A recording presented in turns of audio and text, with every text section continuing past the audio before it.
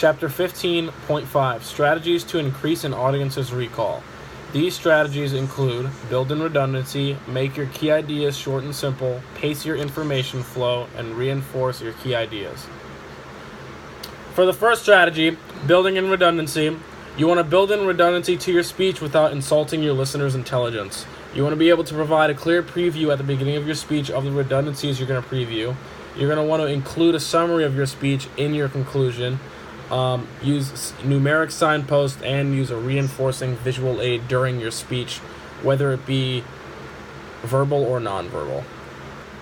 For our second strategy of the day, which is make your key ideas short and simple, you want to make the central idea of your speech, which is your main key point, one sentence or less. You want to be able to fit this main key point of the speech on a bumper sticker on your car.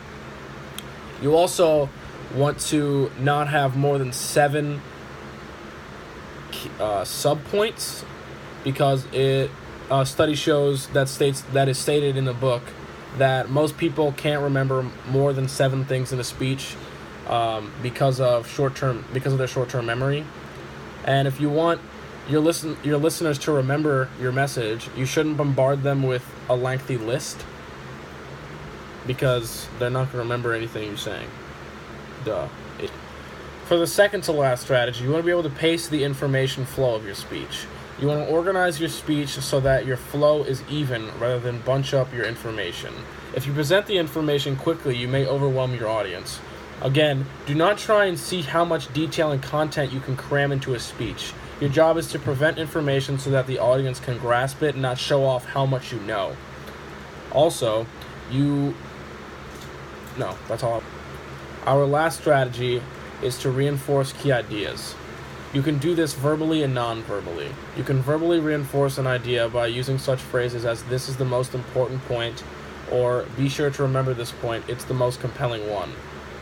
Non-verbally, you can use gestures. Gestures serve the purpose of accenting or emphasizing key phrases, basically what italics do in writing. You can use vocal cues, as in heightening or lowering the pitch in your voice. You can also use movement, so moving from behind your desk, moving around the stage that you're presenting on, and becoming more intimate with your audience, as in speaking with them or speaking to them. To reiterate what is stated throughout this chapter, and to enhance your audience recall, you want to say it again and build in redundancy. You want to keep your speech short and simple and your central ideas short and simple.